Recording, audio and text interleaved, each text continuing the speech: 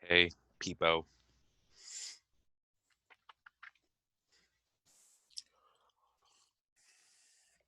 Anyone have any class commencing questions? Story to entertain us? Plans for Labor Day? Silence to share with the group?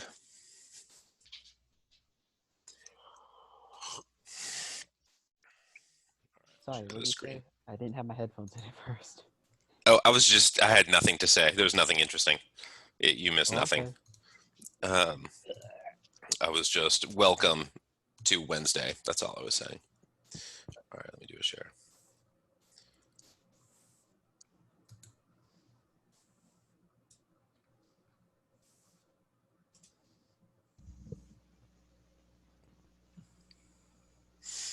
All right, I assume everyone can see.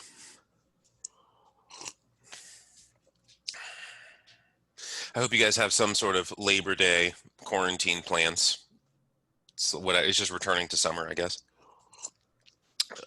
If you don't have Tuesday and Thursday classes, you get the 4-day break.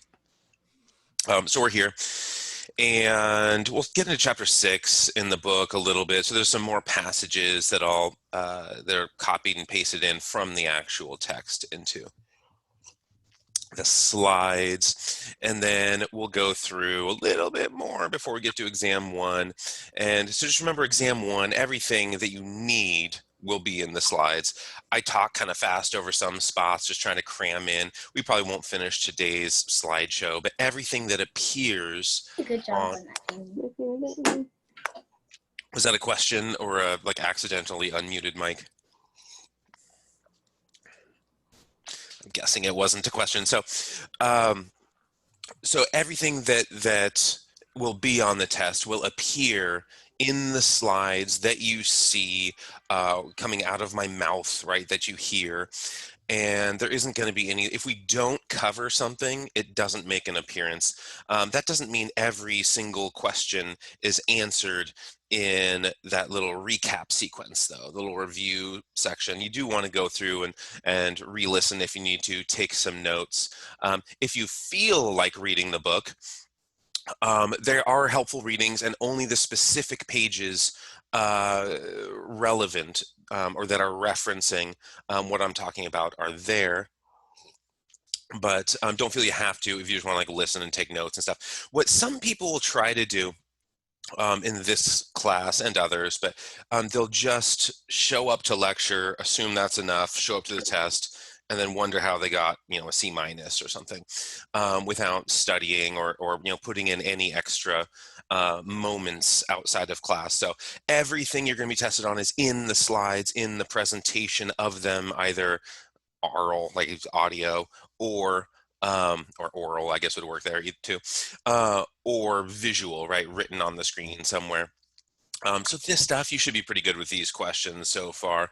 And so when we're looking at the onset of statistics, sort of the foundation of stats, we'll get a little bit earlier than what we've been looking at for the foundation of research, but not really statistics. But in terms of research, we'll get a little bit earlier today. So just you remember the types of variables: nominal, ordinal, interval, ratio. We'll go a little bit more in depth on them today. Confounding or extraneous variables, right? Usually those unknown unknowns. We'll talk a little bit more, about those. This is sort of where we left off with a lot of these. We didn't quite get to between group or within group or constants in Monday's lecture. But we all know what a variable is. Scale variables, right, interval or ratio, both of them are put into that same category. Moderator and mediator.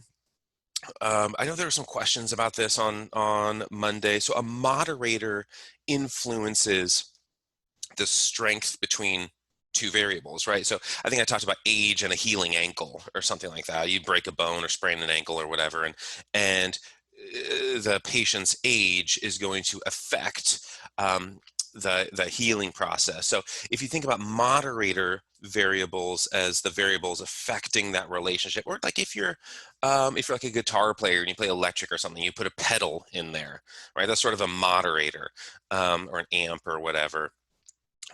It's affecting the relationship between two things. A pedal, like a distortion pedal or a wah-wah or whatever, would affect the relationship between the guitar and the amp. So moderator variables sort of affects that relationship. Mediator, remember we did the breadstick analogy. You go to Olive Garden, you eat a billion breadsticks, and your body weight goes up.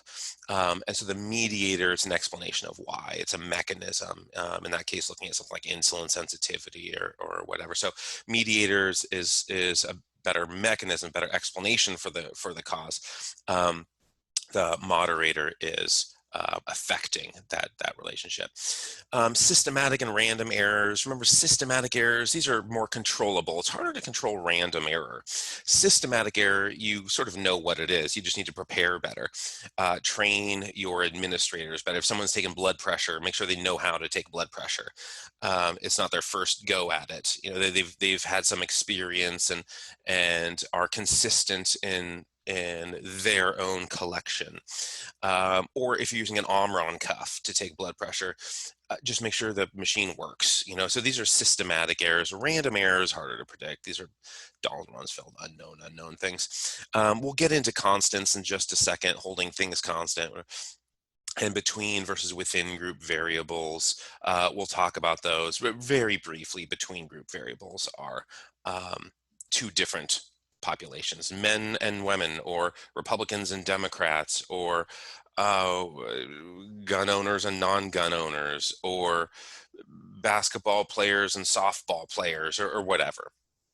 So between group variables, there's differences. Like there are two different groups. Within group is the same variable repeated. So while you're a basketball player, and then while you're a softball player, or while you're a gun owner and while you're not, or while you are a college student and while you're not a college student, or whatever. So within group variables, the same people tested twice in two different conditions. Between group, different people altogether, different groups altogether. Univariate analysis, remember that one is there's one dependent variable, one outcome, one dependent variable.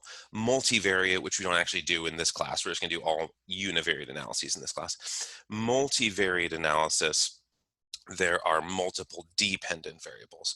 I think I've published once or twice using multivariate. I'm a univariate regression guy. Quantitative research, that's mostly what I do. And just remembering case control versus cohort, right? Case control, you have COVID or you don't. Let's look backward at our exposures and see if we can explain the onset of those cases and the controls. Cohort, let's follow people forward. Nobody has COVID, and some people are quarantining themselves. Some people aren't, or some people are wearing masks. Some people aren't. Do those differences in exposures, differences in behaviors, differences in conditions, does that predict some sort of difference in diagnosis, right, and incidence in those two groups? So that'd be a cohort study, you follow them forward. Case control, you follow them backward. That's sort of a crude way of evaluating it, but that's big picture. Cross-sectional study, remember that's one point in time. That's a lot of what you see for the COVID stuff. Right now, how many people have it, and what's the mortality rate, and where do people have it, and what's the average age of people who have it? That's cross-sectional study. Ecologicals, exposures and outcomes, sort of getting into some regression and stuff like that. Case report and case series. I'm probably not going to ask about case study, but that's more circumstantial employment, stuff like that. Case report, you think more medical. There's a patient, and the patient is weird, right? This isn't just like somebody with diabetes or somebody with leukemia or somebody, there's something where there's a ton of these people. This is, a case report is there's just like unknown, undiagnosed. I mean, it's in the age of like Lou Gehrig's disease. Okay, yeah, what ALS or whatever, now, but when it's the first, like we've never seen this thing before. So you just call it after the person who has it. And so those are the initial case reports when you start. I don't know, the Lou Gehrig was the first person, but you get the idea. When there's some bizarre medical condition that's being introduced for every introduction is the first time, but is being sort of revealed, and so there's be the case reports and a case series. It's like you have some of them. So going back to this, just remembering which things are independence, which are dependence. In general, most things can be both. Like the hours of sleep per night, right? I've done a sleep study, or if you if you have a Fitbit, and it tells you your sleep quality, that it could go in either way. Like, okay, what can I do to get my sleep score up from 75 to 85 or something? What can I do? And don't have a TV on in bed, or don't exercise 8 minutes before you're getting under the sheets, or try not to get all worked up, like reading old texts from an ex or whatever it is. Like, don't induce stress before bed, and so that would be dependent variable, hours of sleep per night, or sleep score, or whatever it is, sleep quality, something like that. If hours of sleep is going to affect performance on the basketball court, or hours of sleep is going to affect your Pokemon record, right? Or your, I don't know, your performance on exams or whatever, then exams would be the dependent variable and sleep would be the independent. So a lot of these can go in either way. Something like sex or gender, these are almost always independent. I mean, unless it's a breeding study, then it's sort of uninteresting to consider that dependent variable. It's almost always an independent. And so certain ones are almost always dependent. Incidence of the flu, that's almost always going to be a dependent variable. What affects incidence of the flu? It could be independent, but it's almost always dependent. Now, what we didn't quite get to last lecture was the idea of constants, making things constants. So if you want to control for specific things, you don't want to just look at if you enroll people at random, right? There's a population of 8 billion people, and you're going to enroll 100 people in your study. Now, you're going to have like kids and adults and geriatric folks and people with amputations and everyone across the race and sex spectrum, and some handicaps, some athletes, and so if you have the breadth of humanity in your study, it's going to get a little bit cloudy. It's going to get a little bit muddy. Trying to make these statistical claims is going to be just as broad. It's all over the place. So you can control for these things by making them constants. You only look at females, or you only look at males, or you only look at college-aged athletes, or you only look at a particular sport, or you only look at a particular doctor, or so you exclusively look at a population. So that's how you can make things constants, is you're only going to enroll people who meet whatever inclusionary criteria that you establish. Or if it's just one criterion, right? Females, that's all you're going to test. So that would be making them constants. The other option to control for them is if it's like a regression analysis, you can just include them in the model and hold them constant within the analysis. We'll get to that in the next section when we start talking about statistics. But when I say constants, you're just only looking at a particular group. Between group and within group variables, I talked about this a little bit 5 minutes ago.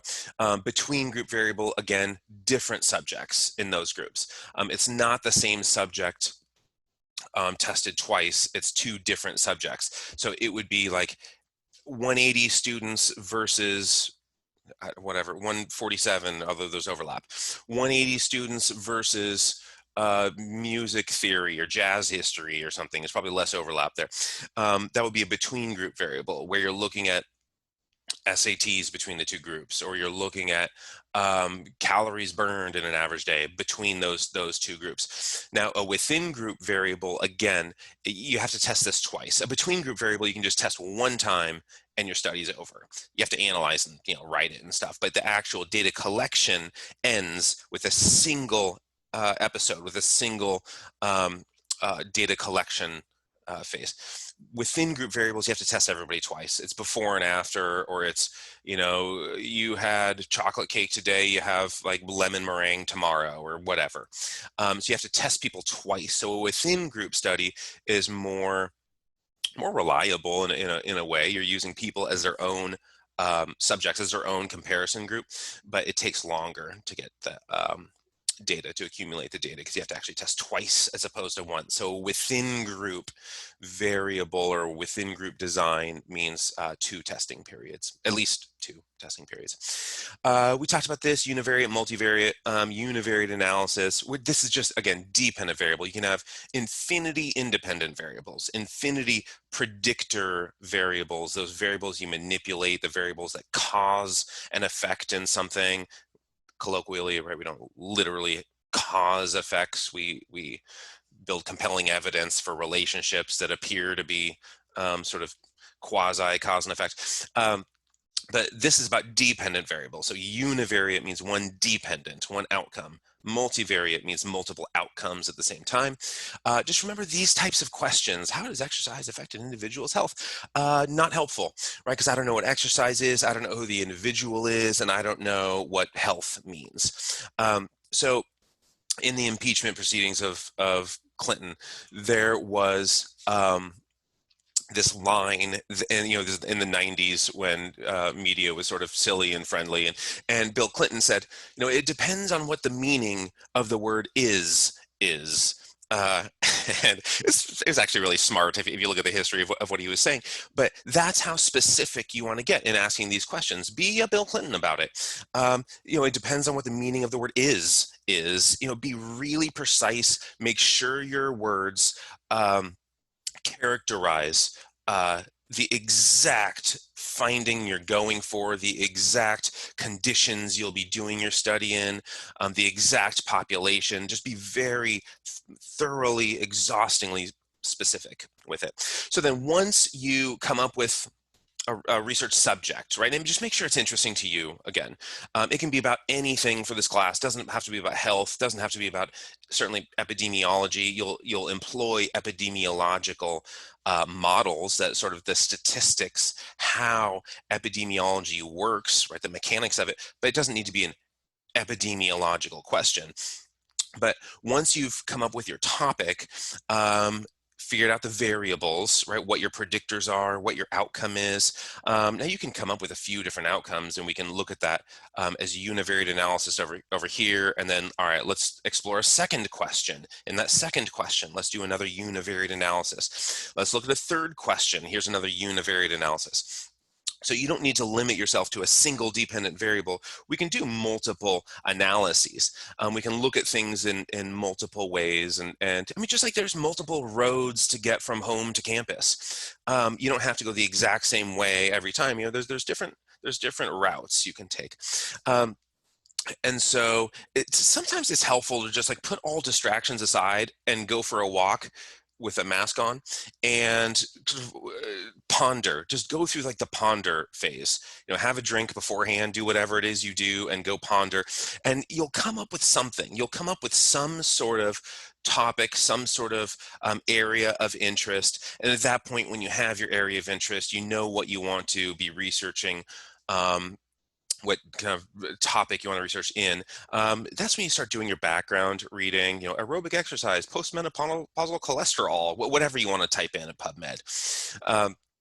And it'll kick out a bunch of articles. You don't have to, again, it doesn't have to be about health. Certainly nobody in this class is going to be interested in postmenopausal, lipid panels. But you'll find articles on whatever it is, whatever your subject is. And this is a nice review article, meta-analysis. So a meta-analysis we'll talk about in a little bit, but meta means after. So after all of the analyses have been performed, the initial analyses, the initial articles have come out, the next thing, sort of chronological, the next succession would be to meta-analyze. It's sort of a after analysis. And so that they include all the other subjects, they include the other findings, they include, I mean, they really, what's the current state of the literature? That's a meta-analysis. So in this class, my hunch is you'll read one meta-analysis. You don't have to read every single word of it, but you'll read the good parts version of it. You'll read probably half of a meta-analysis. And then after reading, if you read a good systematic review and meta-analysis, that's almost always how they're characterized, systematic review and meta-analysis, they tell you what the gaps in the literature are. You know, here's where evidence is weak, or here's what we don't know. They'll usually toward the end tell you what the gaps are, because they've gone so thoroughly, they've scrutinized the literature so comprehensively. They sort of take a lice comb and run it through the literature and figure out where it gets snagged, right? Where hair is missing and where, so they know the limitations of data after reading 100 articles on a particular subject and sort of assimilating all of that information. They'll know, and then they'll often report it. Here's where researchers need to go next. And then you can do that, and you can do it in sort of a cheap, convenient, easy way. So the whole world has data. Wherever you go, you're going to find data. I'll talk about Walmart later as being one of these kind of, front runners of big data, where there was a time when they had more data than the entire internet, which is sort of how they took over the world of crunching their numbers. We'll get there later, but every hospital packed with data. That's mostly what I do, is patient analyses. So these clinics will come to me and say, here you go, tell me what's in this, and then I can run some analyses. I'll teach you those exact analyses that I run, most of them, the common analyses that I run, and then you too could figure out how to make sense of patient registries in a hospital, and which treatments are best, and what patients are most respond best, are most kind of receptive to this particular drug or that particular care. You can do the same thing with PT clinics. Every sports team has tons of data. We're starting to do that. The problem with doing sports analyses is sometimes the equipment that they're using, think Sparta at Pacific, there are employees at Sparta who the CEO is I am the person he likes least in the world, because I found in my analyses of Sparta is pointless. It's just like a waste of money. And what their claims, sort of the inverse is true if you look at the claims, but none of it's significant, so it doesn't even matter. And so the president just started writing me the most hostile emails I've seen in the last 5 years are from Sparta. And so that's when you start working with equipment, and what the cold sort of statistics, these unfeeling, unsentimental, unbiased statistics say the opposite of what industry says. Industry comes at you. So that's one of the problems of working with, whether it's like a sports team or if it's a PT clinic or hospital, and it's like, yeah, the treatment you're doing doesn't work. You're like killing people. Well, I don't know what you're thinking. The hospitals I've worked with so far have all been very receptive to my analyses. Sports, there's an attitude in sports that tends to be a little bit less receptive in my experience, which isn't that extensive. Whatever you're into, like I'm sure acupuncturists have data. I don't know how good it is, but I'm sure the acupuncturists themselves probably have some sort of data that they've collected. And if you go to people and say, hey, look, if you can give me some data, anonymize it, right? You don't have patient, like billing information and their address and identifiers, right? You want to remove identifiers. I shouldn't be able to go figure out, oh, this patient had this kidney transplant. Let me go to their door. You have to remove all identifiers.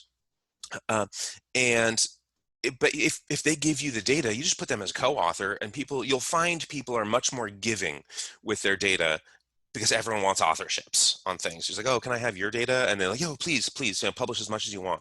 But you want to always follow best practices, right? So this is vernacular that came about in the 90s, but we'll talk about how the concept was actually BC. But these ideas were coming out in the Clintonian, definition of is era, this movement to adopt best practices. But the way that we interpret what ideal practice is by collecting data, right? We collect data, we record numbers as accurately as possible, minimize as much error as we can, at least with systematic error, right? There's going to be noise in any data, and we'll talk about that. But and analyze it, and then whatever you find, that's your answer, right? You don't get to put your stats in an arm bar and sort of apply pressure until it yields the result you want.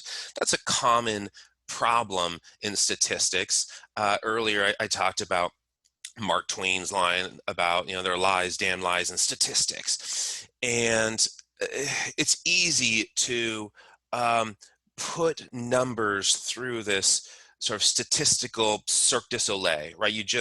You bend them and contort them until they yield what you wanted it to. You don't do that, right? I mean, that's what industry is trying to do, to make you buy things, right? If there's a dollar on the line, you can expect that to happen.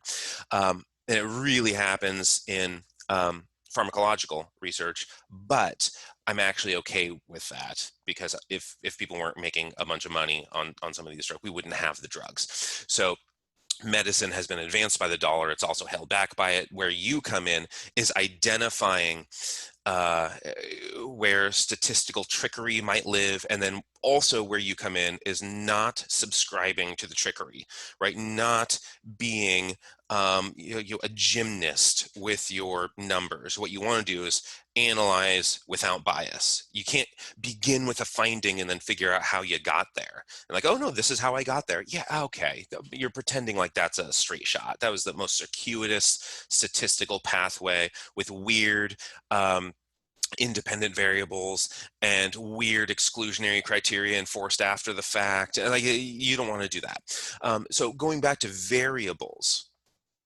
variables vary, right? That's like, they have variance. Like they're all over the place. I mean, that's where we're getting this name from. The variance in variables vary. And so here, from the context of sports, we see vertical jump height over here, and we see squat strength down here. As squat strength increases, vertical jump height increases. That's where you see these kind of prediction, these lines right here. And now it's all over the place. So typically we think volleyball players have great verticals. They got to jump up and hit the ball and get over the net and stuff. Hockey, not good verticals, right? They're not even like touching the ground. Like those are not verticals in hockey. So what you'd expect to see is the same relationship, the same correlation in terms of maybe strength, maybe direction, definitely direction, probably strength of relationship. But there is going to be a difference in sports, and people are going to be all over the place. Right now, some people are going to have a relatively low vertical jump while having higher squat strength than like this person who, and so it just depends where that error is, that margin of error, where all that scatter lies. But if you can remember high school algebra, y equals mx plus b, right? You guys remember this stuff. It's this line. You get this little line right here. And that's really what you're looking for in these correlation studies. That's a perfect correlation. And you won't find that in the literature. You're not going to find y equals mx plus b perfect correlations. You're going to find scatter all over it. This is what you'll find when you record stuff. You don't find this perfect line and every subject falls exactly on it. You find these shotgun blasts of outcomes, and those shotgun blasts, if they're just totally random, there's no point in studying this relationship. But often there's a relationship, there's a correlation of some strength and some direction that you get to explore and sort of report on. So if you're going into physical therapy, here's a more appropriate one, right? Very few physical therapists work with athletes. Usually you work with older people and you're like teaching them how to use a walker and stuff. So quadriceps strength on, a Cybex, or compared to the time it takes to ascend 10 steps. So some functional daily activity. You're going to carry groceries or whatever. Your bedroom's on the second floor. Your AA meeting is upstairs or down. So whatever it is, these people they're testing on. So quadricep strength, as it increases, people go downstairs faster or upstairs, right? The time to ascend 10 steps, they do it faster and faster and faster. Now it takes 8 seconds as opposed to 12 as quadricep strength increases. And so when you look at older populations, you're looking at functionality. This is physical therapy, right? How do we preserve and regain and then preserve function in these patients that have injuries or sarcopenia, some kind of muscle wasting in there somewhere. And so you're going to look at relationships like this. Now, it looks like a shotgun blast, but with the appropriate statistical lens, you can start to see these relationships and start to make predictions. Now, you're looking at predictions at the level of the sample. So it gets a little bit tricky when you're making predictions at the level of the individual. But that's what we have. That's the best that we have for like best practices, right? For science-based medicine, evidence-based medicine. The best that we can do is data. We analyze stuff. So we see what looks like these, just again, shotgun blasts are constantly look up in the night sky and you see a bunch of stars, right? You don't really figure out what those stars look like until somebody, some like astrologist draws a bunch of lines on the stars, and you start to make sense of, I don't know how they become lions. It just doesn't look like a lion to me, but the idea is statistics. The function of statistics is making sense of what appear to the naked eye, right, to the like ocular test, making sense of what appears to be random scatter. And you don't need to use a calculator. You don't need to do math with a pencil. Just SPSS, which you can get for free if you have not installed it already, will do all of that for you. It's sort of a point and click. It's like a Windows or a Mac operating system where you just sort of point and click on things. It's the most user-friendly, intuitive of the statistical packages. Stata is wonderful, but it's like MS-DOS, if you have any idea what that is, where you have to like type your commands. But so scatter and variance, the data points, when we look at variance, it's how spread out, how shotgunny are these data points. And so to come to know what that means about variance of like how scattered they are, there has to be a point of reference. So this is Bill Heron. He's a friend of mine. I've traveled to Uganda with him a couple of times, and he's the director of the School of International Studies here on campus, and he teaches in economics, and he's the international studies director. So his line, which was just so great, I couldn't top it, so I have just quoted him, is if you turn to your neighbor, turn to the person sitting next to you and say, how far is it to Disneyland? If you're sitting at home, I don't know, 380 miles or something, whatever it is, 350, 400, it's some miles away. We have a point of reference. If you're in an airplane and you turn to the person sitting next to you and say, oh, how far is it to Disneyland? Well, I don't know, look out the window and like see, I don't know, maybe it's 312, 11, 10, 9, I don't know. So you have to have a point of reference to know what variance looks like or what distances look like, or there needs to be a reference point. And in data, that's the mean, right? So this is on the y-axis, you can see money, and then on the x, it's years of college. This is a very generous, don't expect this to happen with 1 year of college. People aren't making an average of 72,000, but it's all 70, whatever. So that, okay, maybe this is realistic. You get to 75,000 when you get to 7 years of college. That actually is, that's somewhat realistic. What I meant to type in here was like 60, 65, 70, 75. You get the idea. Where this ascending wealth, ascending annual income of people.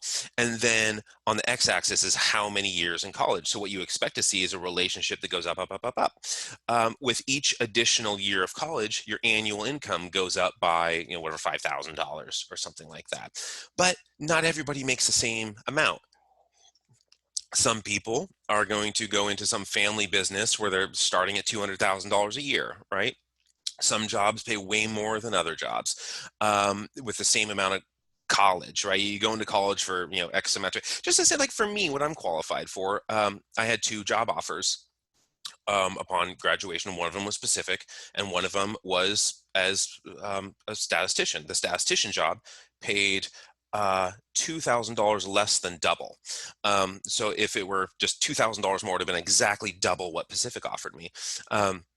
I didn't want to sit in front of a computer all day and have like the back pain associated with that, so I didn't take that job. But you get the idea that this is not an exact relationship where each additional year of college increases, but in general it does. So there's a bunch of scatter. We have to make sense of the scatter. So infrequently, so rarely, very, very, very occasionally, the results are absolute. There's an absence of scatter. And so if you think about an experiment that is something like um, 2 groups. We're going to randomize the class into 2 groups. You just pick a number, 1, 2, 1, 2. All right, everybody who called out 1, you're in group A. Everybody who called out 2, you're in group B.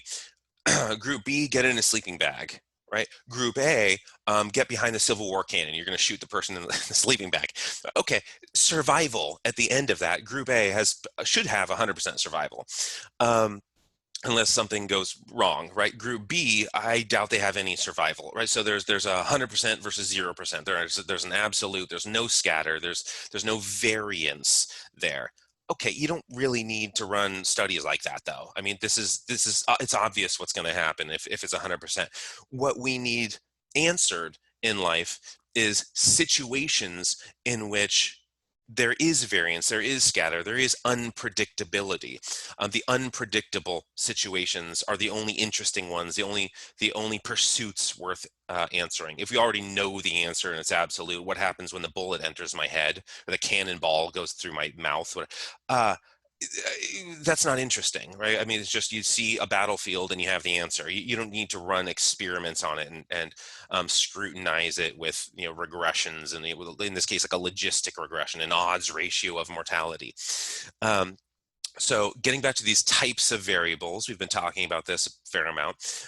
Categorical variables, this stuff, nominal, dichotomous or binary, you live or you die, it rains or it's sunny, you win or you lose. Yeah, there are yes and no's, these sort of dichotomous, these binary variables, and then nominal stuff. You're a Republican, you're like a Reagan Republican, right? You're a W Republican, you're a Trump Republican, or a Tea Party, whatever. Okay, there's 4 categories. You're a Clintonian Democrat, right?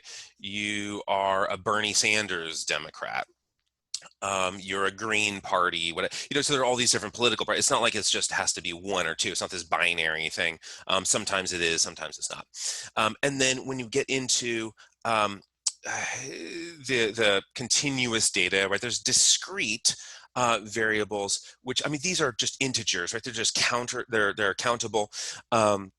And so often, I mean, when it gets into sports where you have, like, if this is Quidditch and you have, you get 150 points for catching the little gold thing, then it's a little bit like, okay, I mean, this is, yeah, it's integers, I guess, but it's, we're getting up there in numbers, so it's going to change the type of analyses that we use. But if it's something like soccer, where it's like 0, 1, 2, 3, maybe you get to 5 or something like that, or hockey, it's the same thing. And runs in baseball, usually that's pretty 8 or something. These discrete numbers, there's specific types of analyses we would run on countable whole number, discrete data. Negative binomial or Poisson regression, and we'll get into that later this semester. Continuous random variables, these things are like step on a scale. And if it rounds to the nearest pound, that's not accurate, right? If you want to be precise, I mean, maybe within the realm of accuracy, but if you want to be precise, it's like 139.43289, and then it just goes on like pi at the end of that. So decimals are down here, these continuous variables, and this is linear regression. Discrete variables, this is countable, a bunch of integers, right? How many things? Um, and this is where you're going to use like a negative binomial regression. And if it's your dependent variable, if your dependent variable is dichotomous, if it's binary, did you win or lose, then you're using logistic regression. So there's different types of analyses depending on the different types of variables. And regarding your dependent variable, not regarding your independent variable, who cares? The dependent variable is largely what determines your analysis. So if you think about, again, going back to variance or scatter in a dichotomous variable. So this is Nolan Ryan, and played for a bunch of years. This is, I mean, he's whether he like never won a Cy Young award or anything like that, but I think he is still the all-time leader in strikeouts, unless somebody has passed him recently. But definitely like the toughest baseball player. I remember when this happened. I still have the newspaper. Robin Ventura charges the mound, like young, sort of hot rookie, and Nolan Ryan, who's like 1,000 years old, gets him in a headlock. This is like Bo Jackson, who's arguably the best like athlete, just well-rounded athlete of all time, arguably. I'm not saying he is. There's arguments that can be made. Just like smashes his line drive of Nolan Ryan's face. He picks up the ball, throws him out of first, and takes the mound again. And he's a horse at home plate. But Nolan Ryan, really impressive baseball player. But you look at his win-loss outcome. He doesn't just win all the time, right? So there's scatter, there's variance here. 1972, win, loss, loss, win, loss, loss, win, win, win, win, loss, win, win, win, win, win, loss, loss, loss, win. So there's an enormous amount of scatter, but it doesn't look like ascending a flight of stairs time where it's continuous. And so you can start to formulate questions based on the nature of the data, though. And so what variables predict wins and losses? So earlier I said, and you don't need to know this yet, we'll get into this in the second block, that logistic regression, sometimes called binary logistic regression, uses binary dichotomous variables as its outcome. So what variables predict wins and losses? Well, your independence would be, like, that would be your dependent, is whether you win or lose. The independence would be, what team are you playing against? That matters. Is it a night game, a morning game? Is it 100 degrees or 50 degrees and you're used to that or not used to it? Miles traveled, people started looking at that for baseball. You play 160 whatever games, and some teams are sort of centrally located and don't have to travel as much. Other teams are on planes all the time. And you look at travel fatigue contributing to later season I don't know, plate discipline, like not swinging at wild pitches, and win-loss percentages, stuff like that.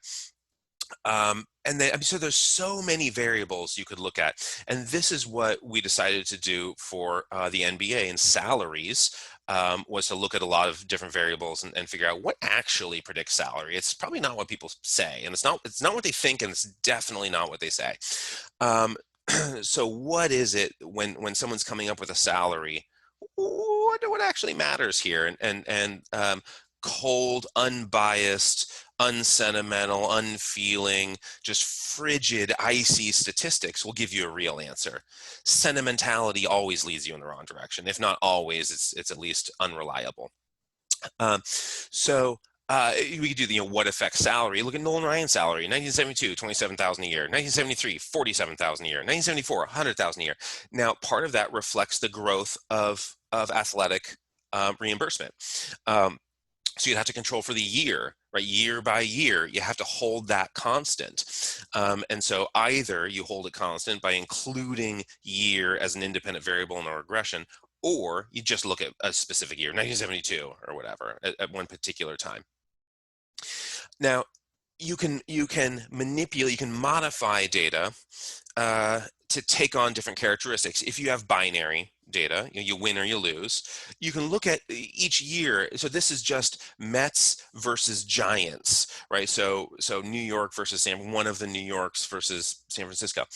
And what is the actual record year by year?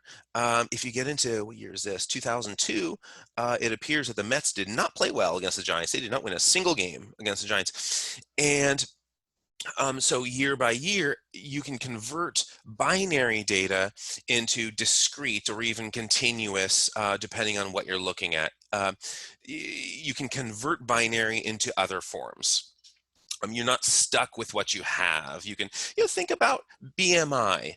BMI, body mass index, is a continuous variable, right? BMI is a continuous variable. It includes fractions. It's, what's your BMI? Oh, it's 29.85362 or whatever. Now, the cutoff for ACSM and kind of everybody to say what obesity is. So overweight is 25 to 30. Obese is 30 to 35, and then you get in the stage of these different categories of obesity. But you could say, you could make a binary, and you could say not obese 0, obese 1, and code it as a binary variable. And then you could do logistic regression to say what are the odds of a person being obese if they have these particular behaviors. Or you could evaluate BMI in its continuous nature and do a linear regression and say what effect does this cast of behaviors have on BMI? Well, with each additional cupcake a week, you see your BMI increasing by 0.01, or so you can have these correlations that are a little bit more direct to BMI as opposed to odds of obesity. So I realize I'm introducing a lot of statistical vernacular here, but the main thing to understand is the nature of variables. Just because a variable is recorded in some way doesn't mean that's the only way you can look at it, right? You can manipulate variables to take on a different story. And so your goal, though, with all of these things, with running your statistics, your goal is going to be inference, right? You're making statistical inferences, right? It's inferential statistics is what it's called. Inferential. You're making inferences. So there are 8 billion people in the world, give or take a lot. And you're not going to test 8 billion people in a single study. I mean, it would take you until the end of time to test everybody. So what you do is you sample. You take a sample from the population. Now, your population might not be all 8 billion people. Your population might be college students, right? Well, there's still a ton of college students. So it might be, well, college-aged people in the Central Valley. Okay, still, an awful lot of people. And so I think I just hit my mic button.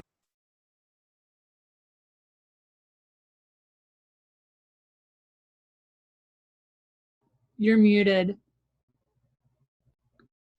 Yeah, we can't hear you.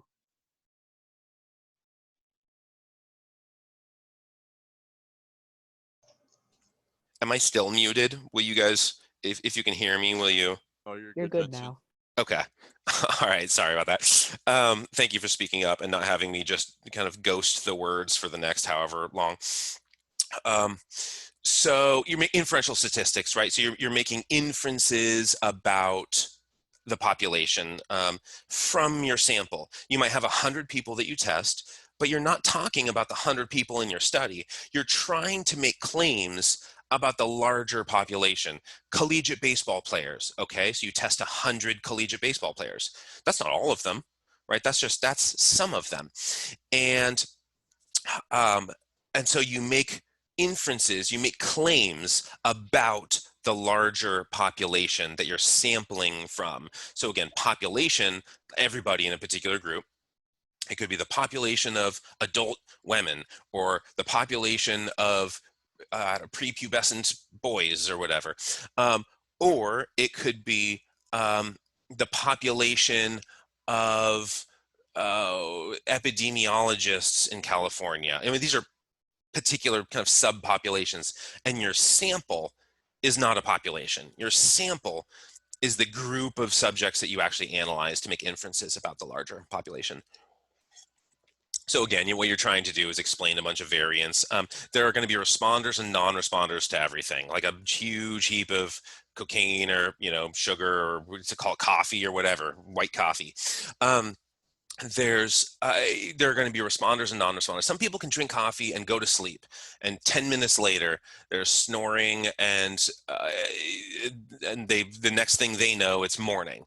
Um, Other people can have one cup of coffee at 10 a.m. and they're up until 3 a.m. and they just can't sleep. So there are responders and non-responders. So everything has variance. Every patient that you encounter as a future practitioner is going to have variance, responders and non-responders. All right, so getting into chapter 2, normally at this point, I would ask people for their input on sort of the history of research, but I'll just plow through it.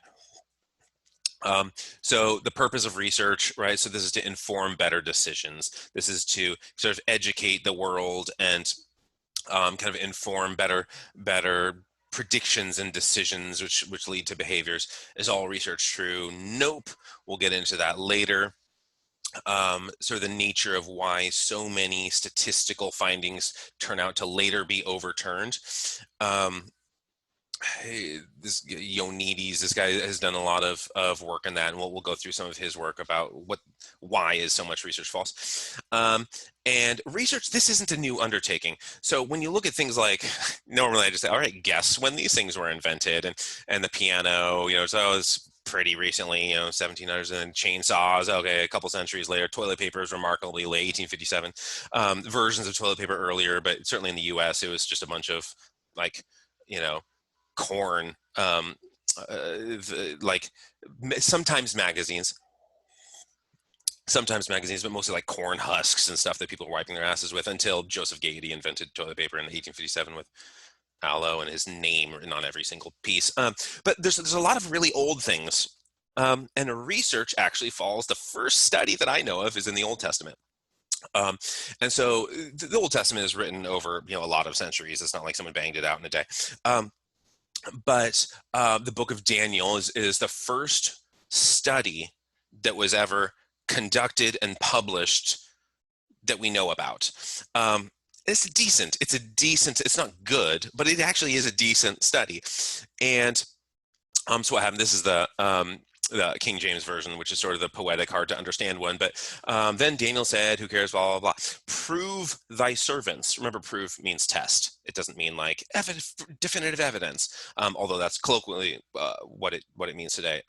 So when you encounter the word prove today, people aren't saying test, unless they're using it in a slogan like, proving grounds, or the proof is in the pudding, or the exception proves the rule. Obviously, the exception tests the rule. It doesn't prove it.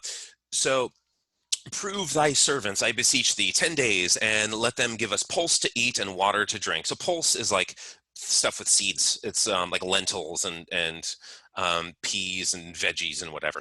And then let our countenances be looked upon before thee, and the countenance of the children that eat the portion of the king's meat, and thou seest deal with blah, blah, blah.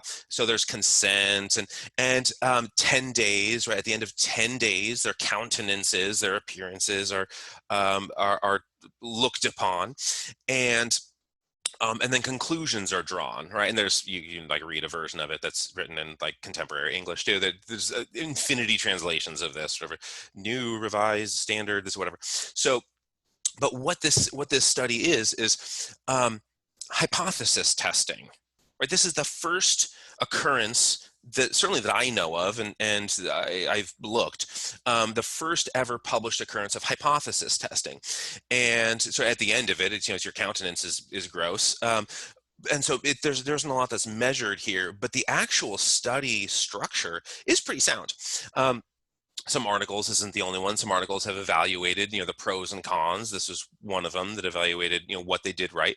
So they defined this will apply to you, right? So why are we going through this study? Not just to say this is old, but also pros and cons. And you want to avoid cons and employ pros. So they define the hypothesis beforehand. That's pretty crucial. You want to define your hypothesis so that way you don't just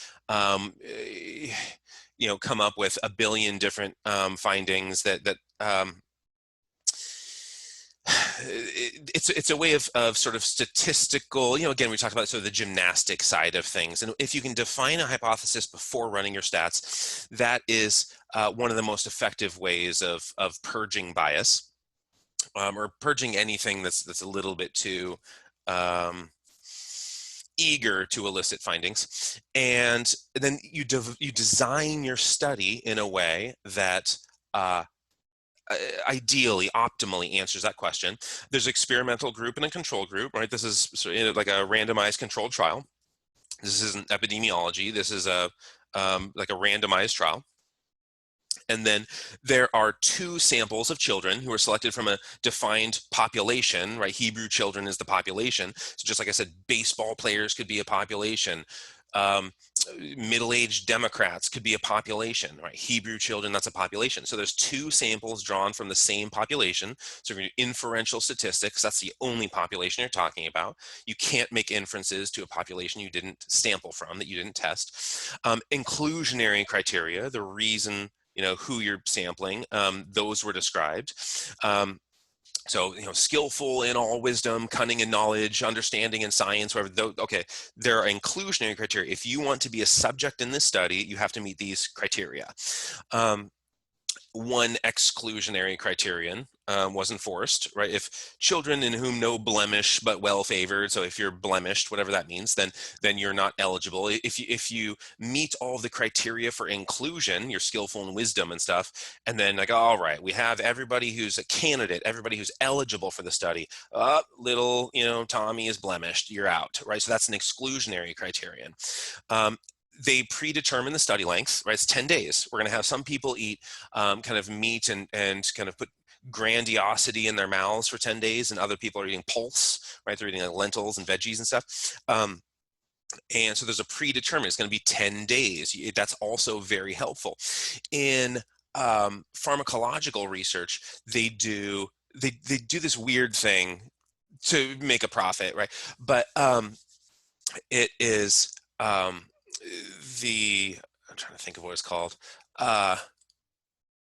Whatever. It's some kind of trial, and you can either compare it to nothing, right? So the drug compared to nothing, or you can do the drug and compare it to the currently most effective drug. So whatever today's most effective drug is, you can compare it to that, or you can compare it to nothing. And so what a lot of drug companies will do is just compare it to nothing, because if they can't beat today's most effective drug, why would it come out on the market? Well, it's an effective drug because I compared it to nothing. So doing the right equivalency trial, that's what it's called. So doing equivalency trials where you're comparing it to the modern drugs. So that's what they were doing here, is an equivalency trial. It's actually better than what a lot of pharmacological studies do. So the sources of bias were admitted. And so, could the administrator, the tester, could the scientist be biased? You have to admit those. There's the equivalence trial. And then the hypothesis was supported in this case, right? It was supported, but it could either be supported or rejected. And so it actually, the study was quite good. I mean, it really set the foundation for how to conduct these randomized controlled trials. Now, there are a few limitations, and these would be things to avoid in your own studies. Like, who is the principal investigator? Is it like a guy who's a participant in the study? I mean, there's potential bias here. You really have to, definition of is, yeah, you have to be really careful and cautious and precise in all of your explanations. Are there conflicts of interest? I don't know. It didn't really outline what conflicts of interest would be there. Informed consent. It didn't say anything about the subjects being informed of the the nature. There's informed consent and there's assent. Assent is for kids who are under 18, right? If you are under the kind of legal age, you're 12, you're 13, you give assent. It's not legally the same thing as consent because you're not considered old enough to give consent. And then today, the people who monitor this stuff are institutional review boards. So you have to clear all of this stuff if you're going to do a real study that has IRB approval and you intend to publish it. You have to go through all of these things. But it is pretty impressive considering like blinding. If you have blinding, I mean, that's like late 1700s, 1780s. I mean, that's really late. When you look at I don't know, statistical comparisons and p-values and stuff like that. I mean, that's like Ronald Fisher jazz age stuff. When you look at I don't know, like randomization. I mean, that's are the subjects randomly assigned or experimental control? I mean, that's also Ronald Fisher. That's like 1930s. I mean, these things are really new, and yet this was a BC study that hit most of the topics right. But so there wasn't a literature review because there was nothing there. The idea of representative samples, is it a representative sample of the population? I don't know. So you want to make sure that your study subjects that you are looking at would be representative, or that you admit in limitations section that they're not.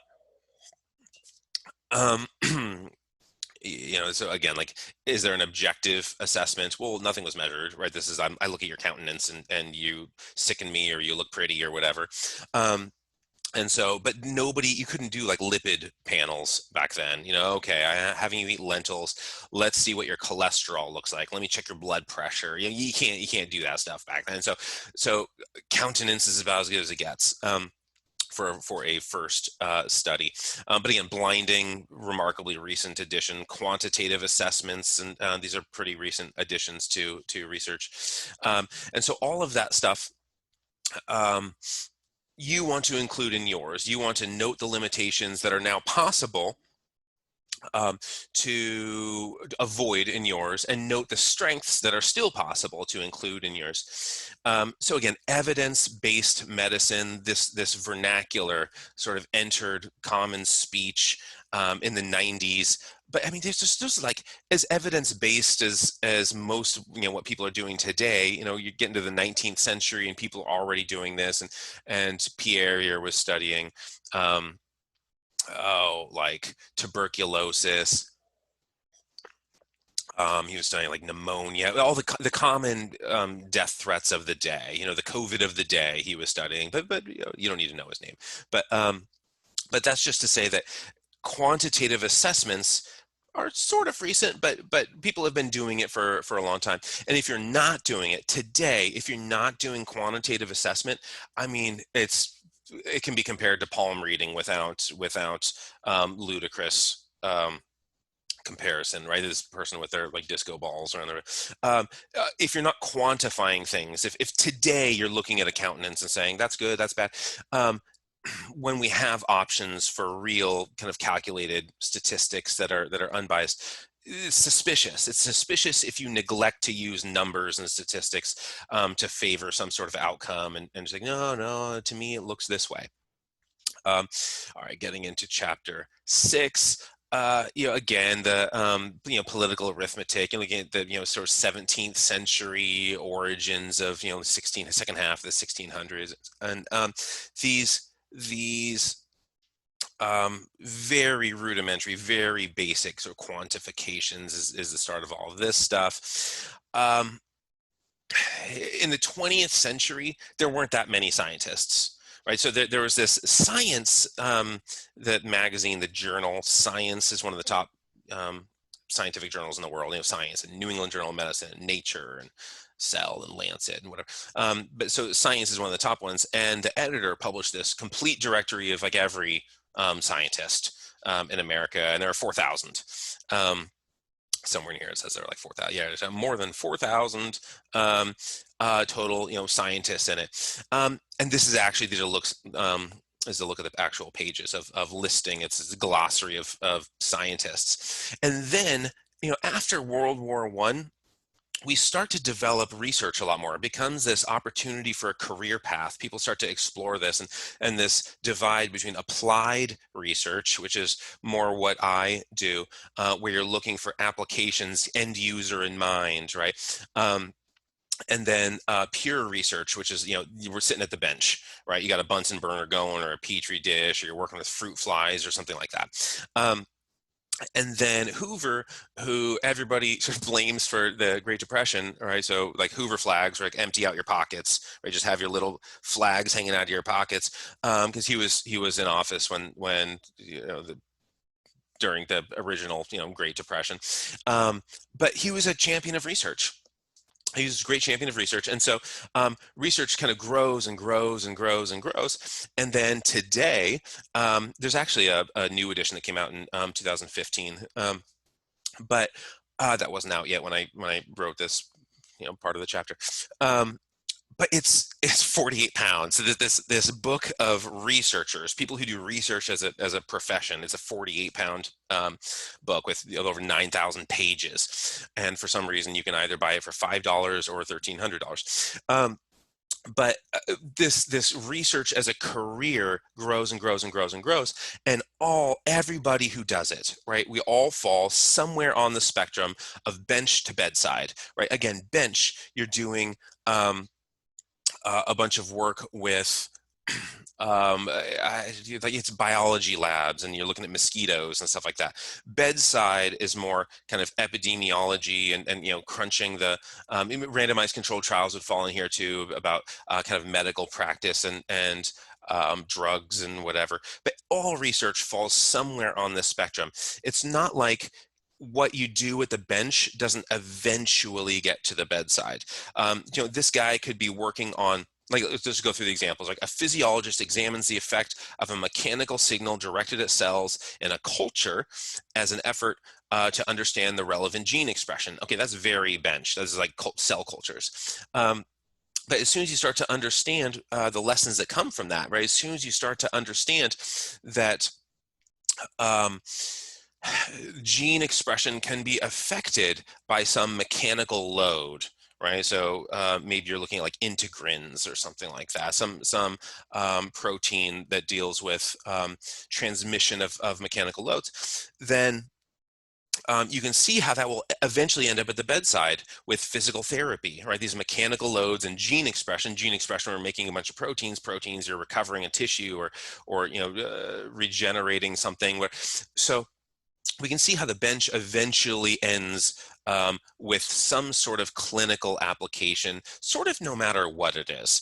Now, you want to have an end user in mind. You want to have an application, some sort of relevance of your study, but you can usually think of something, some downstream effect. You can think of something that's going to alter patient care or a drug, or it's going to change the nature of medicine or physical therapy, something like that. But again, uncertainty.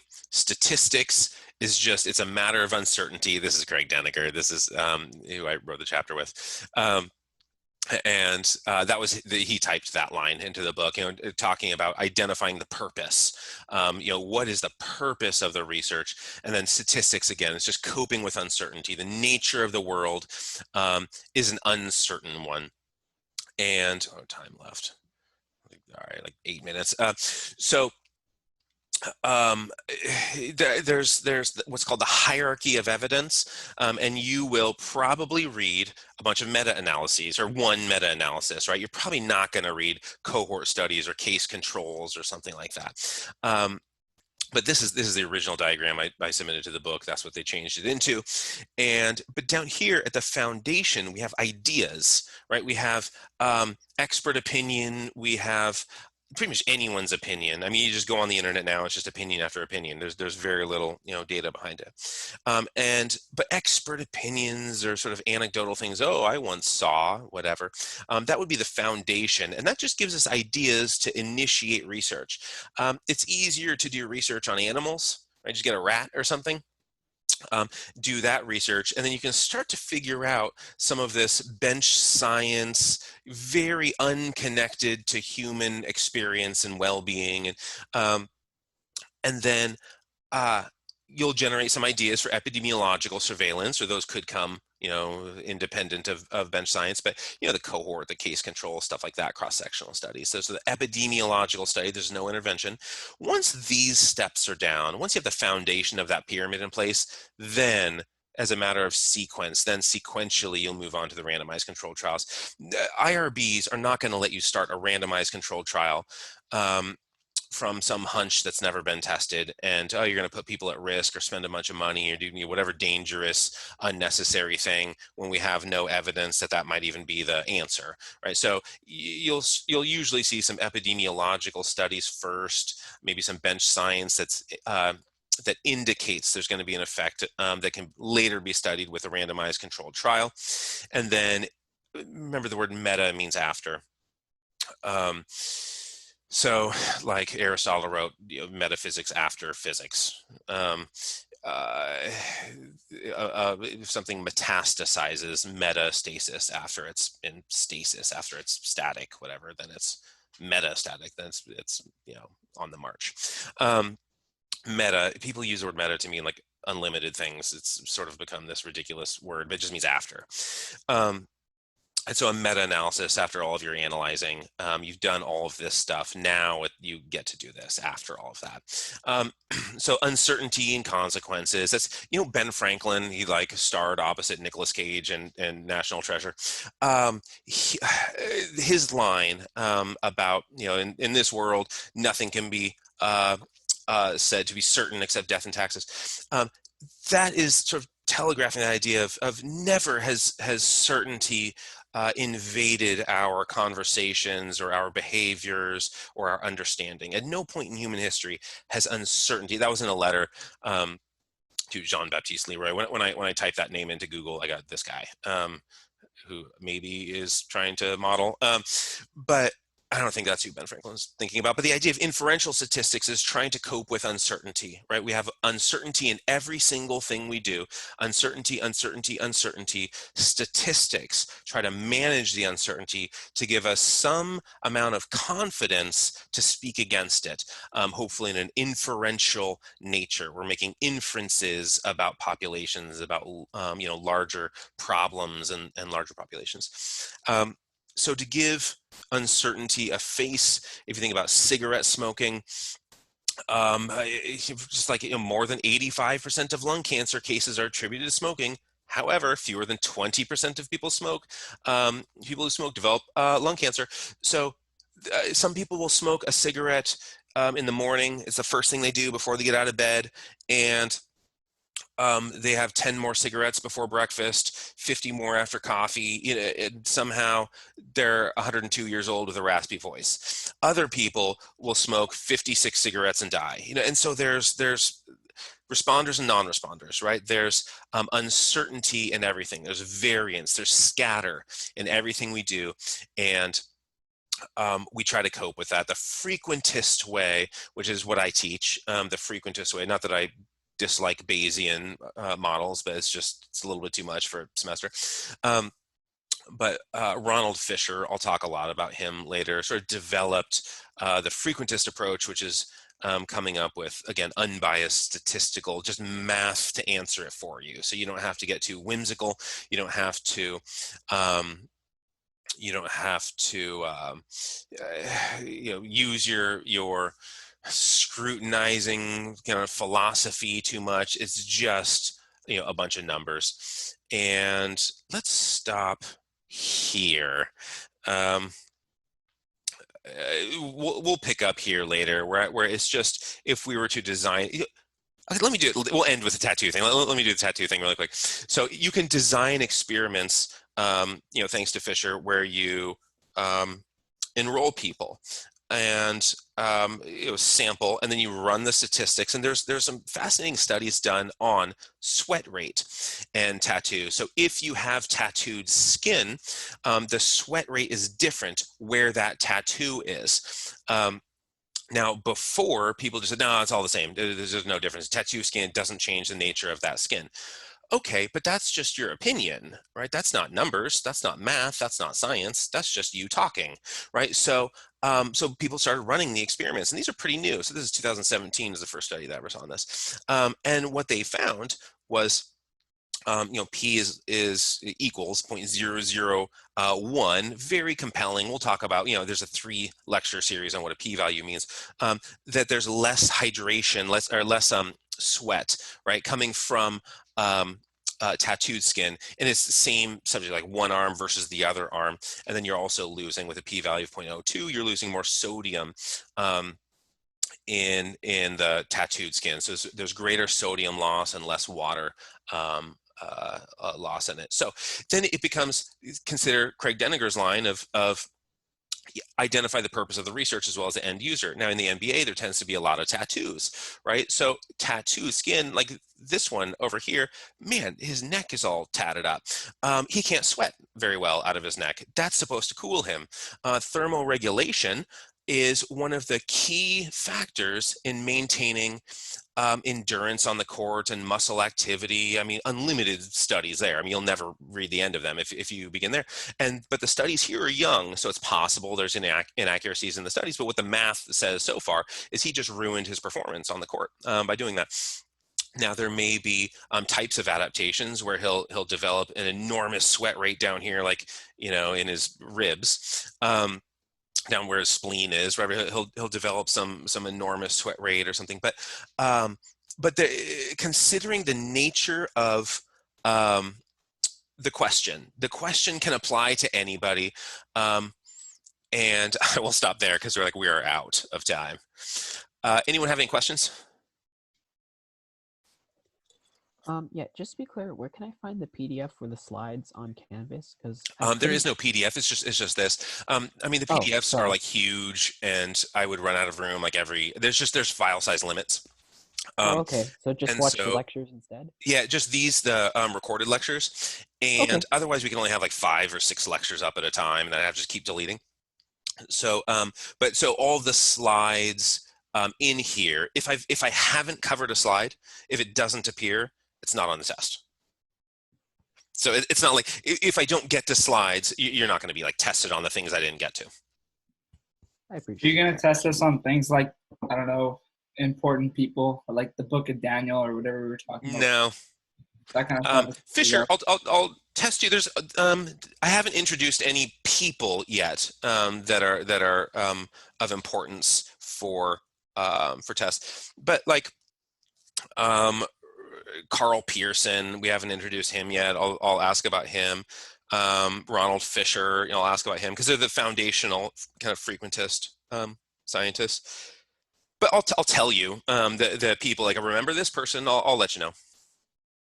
Cool. And like those terms that you kind of you mentioned that were more important, those are the kind of things that we want to study and just be aware of more, right? Yeah, the terms are super easy to ask on a test. So I still don't know how I'm going to do this test yet. I'll meet with Nathaniel and try to figure out a way of testing in a kind of reasonable way. But terms are always easy to ask about. Sort of definitions of things, always super easy to ask about. Okay, thanks. Yeah. Any other questions? All right. I will see everybody in a couple of days right before a long weekend. Bye. Yeah. See ya. Thank you.